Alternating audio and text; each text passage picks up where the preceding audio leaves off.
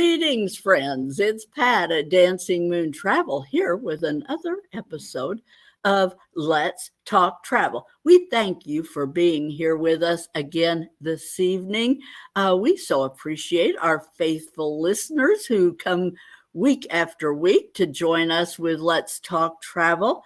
We know there's a lot of things you could be doing, so we appreciate when you tune in to hear us. You know, Dancing Moon Travel personnel, we have all been on the move so much in recent days. And I am excited to welcome this evening our own Natalie McCaskill. And Natalie, she and her husband, John, were recently on an exciting tour that covered a lot of territory in some areas of Spain. Natalie, welcome. We're so glad you're here and can share a bit of what went on with your tour. And can we just start off by first tell us a little bit about you. What have you done through the years, and how did you get into the travel business? Well, thank you, Pat. Thank you for having me on today. I'm really excited to be part of your show. My name is Natalie McCaskill, and I met Pat through my husband, John, and we really enjoy photography. So we've been on lots of different photography tours together, but I love travel even as a child. And so when I reached out to Pat about a year ago, I wanted to try to help her part-time. And our business has just taken off together. I've just had lots of great clients and wonderful experiences. And as a part of that and a result of our work together, John and I have taken some incredible tours. The tour we're going to talk about today was actually hosted by a local photographer here in Houston, Kathy Adams Clark, but she has clients from all over the world that love to travel with her. And she puts together really incredible travel tours with local guides, and we get to see great places and skip the lines. But many of the things we're going to talk about today, anyone can do. You could take these pictures with your iPhone. You could take our same itinerary, and you might spend less time setting up tripods and carrying lenses around, but still it's a delightful tour. So this time, my husband wanted to show me Andalusia, Spain. He had been there before. And my family is from the Basque Country in the French side. And so this was an extension that we added onto our trip, where we spent a few days in the Basque Country on the Spanish side. So that was very fascinating to me to see the similarities and the differences. And luckily, we've done these tours several times. So we had some colleagues that take photos also touring with us. So it's like being together with old friends and meeting new friends. So whenever you go in a group, I highly recommend it. You always meet some wonderful, wonderful people. I love this, Natalie, and it is, you know, and you mentioned another reason for travel, and we have so many people. You know, we're a melting pot here in the U.S., and so many of us have roots in some other part of the world. So there's another reason for traveling, folks, is get in touch with your roots, visit those places where your family hails from, because very few of us actually, our family roots started in this country. Unless you're Native American, you probably have roots in Europe, in Africa, in Asia, some other part of the world. So why not explore those? But back to what we meant to talk about this evening, Natalie. Can you just start off, give us a little outline of your itinerary to start us? I know you had about 14 whole days by my count, but just give us a quick rundown of the cities you visited. Yes. So the original trip, we started in Sevilla. That's just where we flew in. And from there, we actually just drove to Cordoba. Really beautiful trip. And Cordoba is a nice little town we enjoyed. And then we went on to Granada and Ronda. And then we went to go visit some of what they call the white villages, which are picturesque little towns hugging the coast, where you can explore anything from olive oil to lavender and all the local treasures. And then with the extension, we went on to San Sebastian and Bilbao. So it was a really well-rounded tour. Okay, and as you said, this was an in-depth tour geared to photographers, but easily could be edited down. I think probably if somebody has 7 to 10 days, we could do a similar itinerary, but just focus on their, what's most important to them, and easily make this achievable for somebody with a week or 10 days. Tell me about a little bit. One of the things we always want to consider is the climate, the weather. What was your weather like during your trip, Natalie? Our weather was absolutely magnificent. I couldn't believe it, Pat. It was just extraordinary. It was a little bit funny. The only time we ever had rain is when we were taking a plane, and usually the smaller planes where you had to walk out on the tarmac and go up the slippery stairs to get in and out. Oh, But really, it was never hard rain. It was more like drizzly rain and cold. But when we were actually visiting the towns, we had wonderful weather. I would say the temperatures were from the mid 40s, maybe to the mid 60s, low 70s. Really beautiful weather, definitely layer weather. And we always carried like a windbreaker or a jacket. Sometimes it was breezy, but I love going to Europe. Honestly, September and October are some of the most beautiful months to travel to Europe. I've been to lots of different parts then because everybody's back in school. The national holiday month in Europe is August. So you really want to avoid that because everyone's on vacation for the entire month. But it's so extraordinary. Even where my mother lives in the Basque Country, the day after everyone goes back to school in September, you can have the whole beach to yourself. Seriously, not a soul outside. So it's really wonderful to go at that time of year. September and October are beautiful in Spain. I have always recommended September as a wonderful time and into October because as you said, the crowds are down, and I would much rather any day wear a light jacket than to melt into a puddle from the heat on the concrete. It just is so much more pleasant to be a little cooler when you're, as far as I'm concerned anyway. It's not cold. It just, you need a light jacket. So really good. Uh, let's go a little bit deeper into your itinerary, Natalie, and kind of break down the high points, maybe share a couple of your impressions and favorite things about each stop. Starting with Cordoba. What about that? Cordoba is a wonderful little town. It was probably about a few hours from Sevilla, so a nice trip. A lot of people came by train, so something to consider.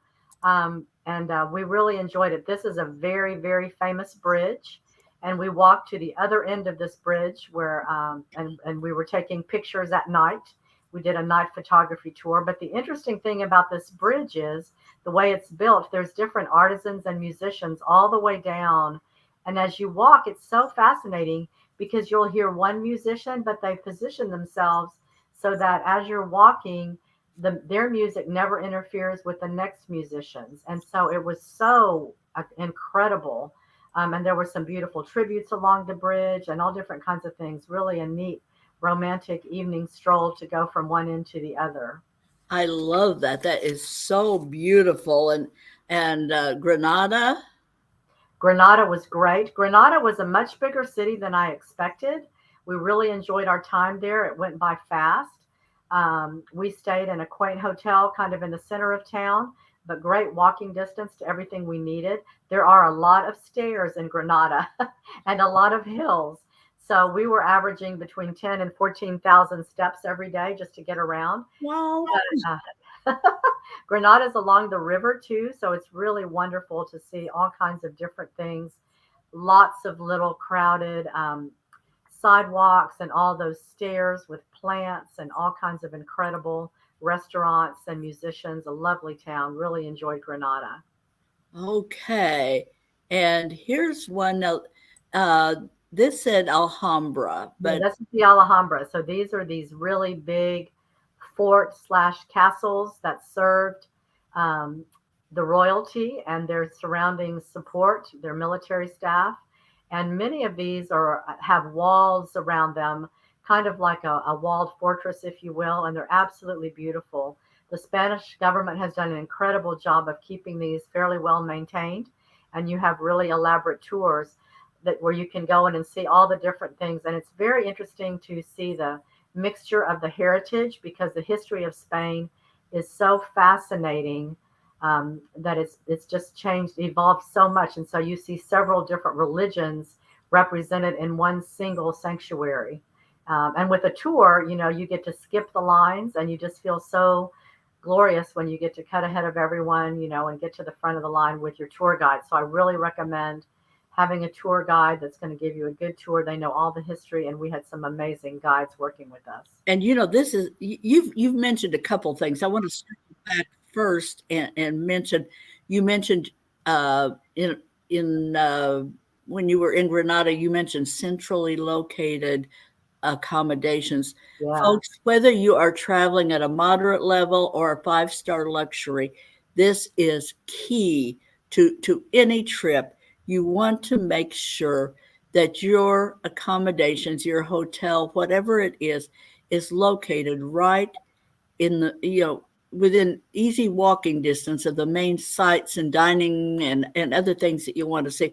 If you stay out in some outlying, you're going to spend so much time and so much money just getting back and forth. It is a total waste. Make sure that you are staying right in the middle of where you want to be. The other thing you mentioned, Natalie, that I think is key is you talked about having a guide and an escorted, uh, whether you're traveling, even if you're traveling independently, we do escorted tours, we do all kinds of trips for people. But even if you're doing independently, connecting with those day trips and excursions that offer people the insights that a guide can offer, they know the history, they know the context. So you might see these buildings and they don't mean a whole lot to you. Oh, those are cool. That's it. But if you're with a guide, they're going to explain that to you, where it's, what's the history and what does it mean? So it's really definitely something that you need to be aware of when you travel is connecting with those memory maker day trips and excursions that are going, even if you're traveling independently, because they're going to be something that you will recall later after your trip.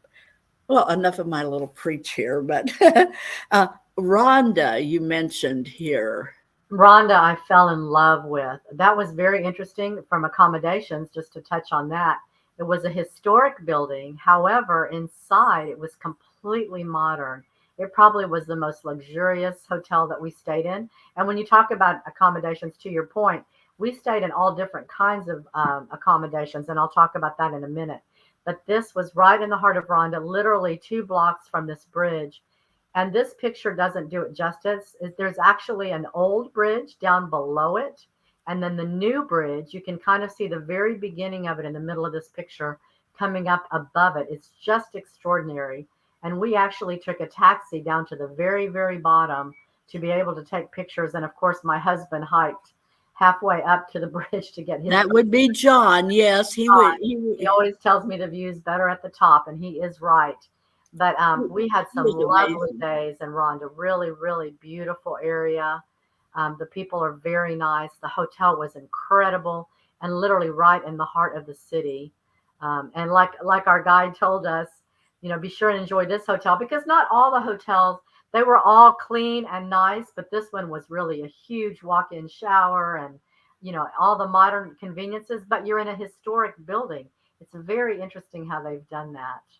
I love when you have one of those historic buildings and they've modernized it appropriately so it maintains its character and it's appropriate for the building. So that is lovely when that happens. And sometimes it's kind of a remodel instead of a remodel. They Yeah, just, yeah. so that is delightful.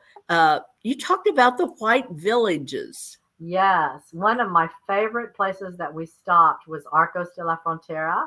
It's a little bitty white village. We stopped at several on our way to Seville, and Arcos was really interesting because we were talking about accommodations. One of the things that the Spanish government has done is they've taken these convents. They used to have closed convents where nuns literally lived their entire lives, never leaving unless they were sick or they passed away.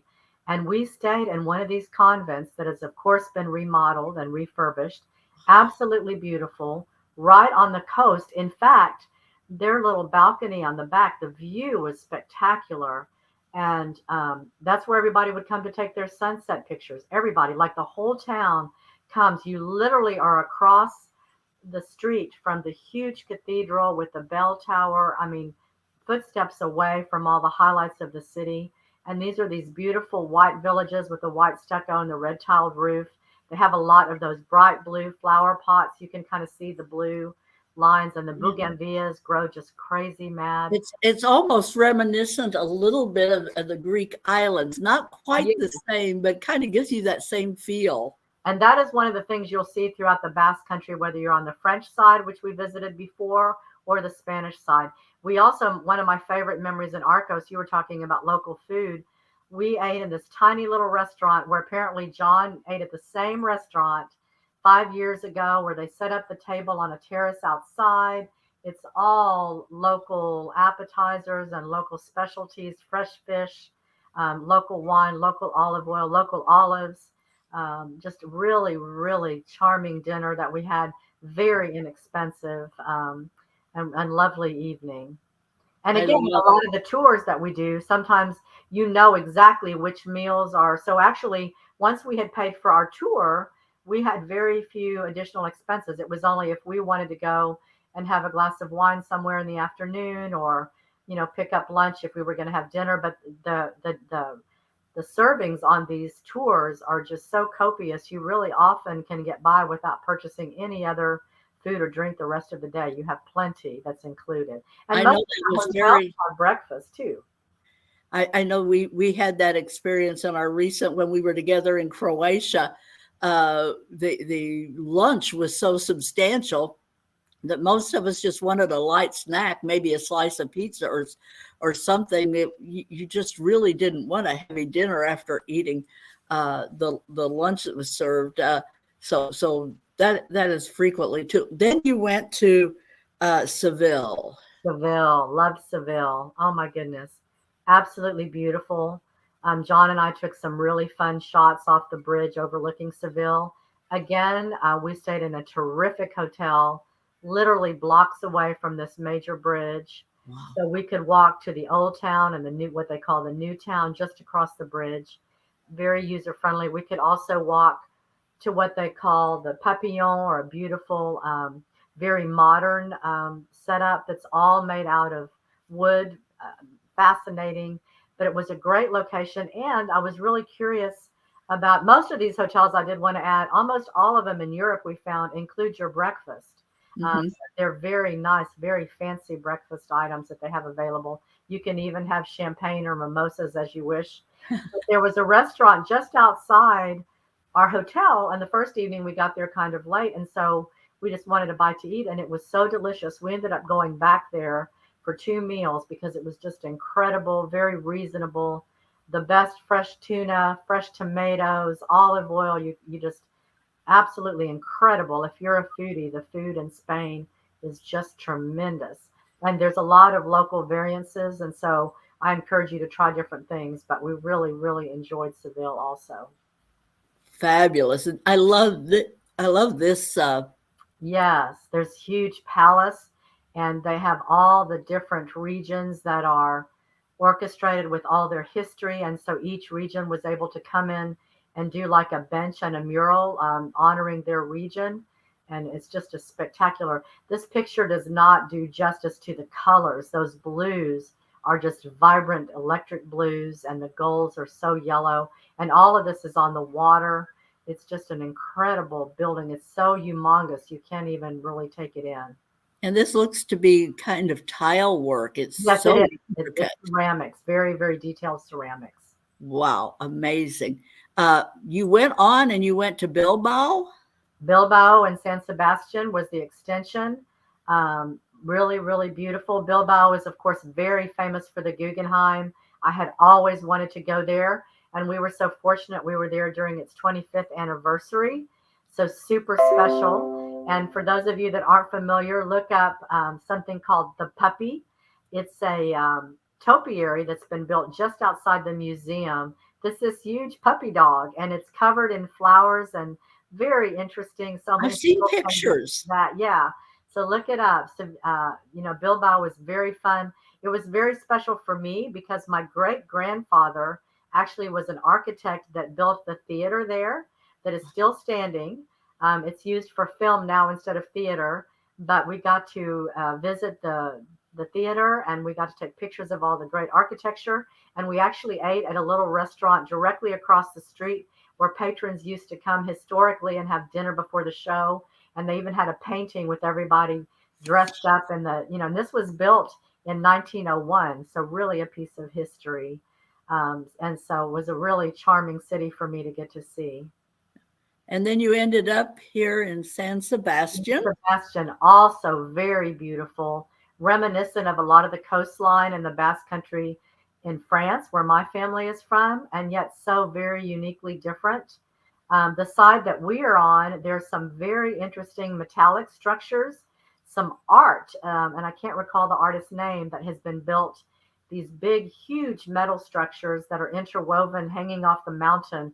But that's the view over the two islands that you can see, and you can take ferries, lots of hiking, again, many, many steps. And there we also stayed in another convent. This one was not run by the Spanish government, it was taken over by a commercial hotel that was incredible. It was called Zinti. And in the entrance where you come into the lobby, they have built like a bar area. And it's literally in the cathedral. They've maintained all the colors and the ceiling. It's absolutely exquisite. And yet all the rooms ultra modern. All the things that you like to have to pamper yourself. All those conveniences that we need. Yeah, footsteps away from the beach and the port. So really beautiful, beautiful place that we stayed there. Yeah. Now, were you mostly on motor coaches for your transportation or flights? I What did think you we do? were 11 altogether. And so we had very comfortable Mercedes-Benz buses, I guess you would call them, like a bigger than a minivan, kind of like a small Mhm. bus. And that was very interesting too. For the whole tour, we had a driver, a designated driver, that his job is to get you around. He knows a little bit about the city, but not really historic, but he stays with the bus. So for your safety, you can leave because we have photography equipment, all of us. And so Mhm. all that stays on the bus. But then the guide, we had different local guides, different parts where we were, and they explain all the history and everything you want to know. They even know where to take you for the best wine and tapas in the evening, or all those kind of things. Yeah, those guides are a wealth of information about, we're wanting some great seafood, or, I just gotta have an American hamburger. Where can I find, whatever they know because they're local. They know those things. Yes. Um, Now you know me, and I know it's always of interest, and you've touched on this a little bit, Natalie, but I know Spain has a reputation for great dining. Any especially memorable meals or restaurants you'd recommend? And I assume foodies should definitely keep Spain on their list, right? Yes, it was very interesting. Spain is famous for their food. There's some incredible restaurants there that have won all kinds of Michelin stars if you follow all the culinary world. And we've been to some of those. And this particular trip, what I thought was fascinating is there was a lot of difference between the Andalusian part of Spain and the Basque part of Spain. In Andalusia, you hear a lot about tapas, sangria. When you get to the Basque country, they're like forbidden. Do not say tapas and do not drink sangria. That's what all the tourists drink. In the Basque region, they call them pinchos, and it's very interesting.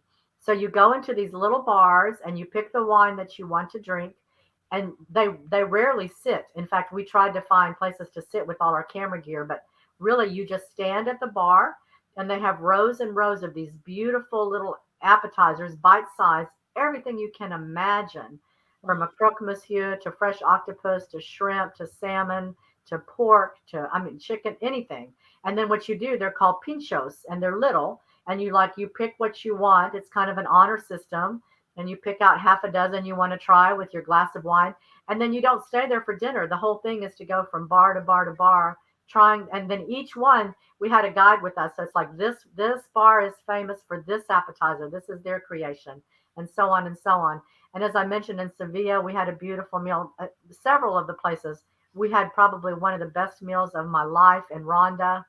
Um, and we went to another place that had an incredible guitarist that played one evening that actually used to be a converted church where The Pope used to live at one point, long time ago in Spanish history, and so it was just incredible to see like all the different things that they had for food and wine, and also for music and arts, museums, and all kinds of culinary adventures you could add to art history and music. Wow, that is just amazing. Now, I know people have conceptions and sometimes they're misconceptions. Uh, is the food overly spicy or what, how would you characterize it? I would say the food was not spicy. I didn't find it really spicy in Spain at all. That's Yeah. something you can always ask. And we also had some different culinary requests. We definitely were traveling with vegetarians, pescatarians. We have celiac in our family, so those kinds of things could be addressed. I find Europe to be very proactive as far as being able to tell people in advance. You do have to let your guide know, and it's helpful to know for the local staff as well when you get in and talk to the waiter that's going to be serving you, just to remind them. But other than that, I think they were able to meet all of our needs very, very well. Wonderful, wonderful. Now, you've talked about so many wonderful memory making experience. Was there anything that you think maybe is overhyped, activities, day trips, or anything that you think in retrospect that you might not waste your time with doing again? Was there any of that? I can't say that for this tour because these are guided tours, so they've done their homework. They're incredibly well put together as a general thing. I think what I would probably say is less is more. If you want to plan a trip to Spain, and like now I'd like to go back to Spain and visit some of Portugal, I think it's better to really do your research. While everything we saw was spectacular, I wish in a few places we had stayed an extra day here or there. So that's the hard part. Trying to, and we had the same feeling in Croatia. There were some islands we were like, okay, well, just come get us tomorrow afternoon, but the boat's leaving in the morning, so you can't. So just I say, do your research, work with your travel advisor, and figure out what's the best bang for your buck. I would rather stay less places and really enjoy the local culture because they have so much to offer than to try to go in and check everything off your to-do list and be in the next town before you really, really got to experience Sevilla. Like there's something to be said about getting, dressed up and going to a nice dinner and walking across that bridge at moonlight and watching the boats go by in Sevilla. I mean, it's just so romantic and wonderful. You don't want to always be on a timeline and pressured to run to the next stop. And this is something that I think as travel advisors, we frequently need to rein our clients in. Sometimes they have an itinerary plan that's more like an endurance run. And Yeah. I know I know you and I have talked because we have clients, they are determined they're going to do all of these things. And it's like, wow, I'm glad it's their vacation and not mine because they really are running wide open. There's no time to relax and have that glass of wine or that coffee and pastry at the cafe. I mean, they are really just hitting the high points. But sometimes that's what they want to do, so we'll help them the best we can. But wow, uh, less is more. I agree totally. Natalie, thank you so much. And just as a reminder to our friends out there who are thinking about maybe you would like to visit Spain, maybe this has inspired you, or maybe it's been on your bucket list for a long time and you're ready to pull the trigger and make that happen. Natalie has just come back and she knows how to help you get the most for your vacation, that to make it just perfect for what you want to do. So you see her contact information there. Reach out to Natalie if Spain is on your bucket list, and she will make that trip happen. Now, one last thing, folks, is for our live listeners, we always have some kind of giveaway, and tonight is no exception. I found this these wonderful gourmet quality mixed Spanish olives, all the different olives of Spain there. And I'm going to give away 2 jars of these to one of our lucky live listeners, only if you're listening live this evening. If you just enter visit Spain in the comments section, someone of our live listeners is going to win these 2 jars of Peregrino gourmet olives this evening. So get that in the comment section, folks. Somebody's going to be our lucky winner. Thanks again, Natalie. This is love. I'm inspired. I haven't really had Spain up toward the top of my bucket list, but it's moved up in the rankings after listening to all of this and seeing this, looking at these images. I mean, who doesn't want to go, really? Well, so everybody, thanks again for tuning in, and thanks to Natalie for sharing. And tune in again next week. We look forward to welcoming you again to Let's Talk Travel, and we will be focusing for the month of December on 4 ways to see Europe. So tune in. We're going to have 4 different ways to approach your trip to visit Europe in 2023. Thanks again, everybody, and bye now.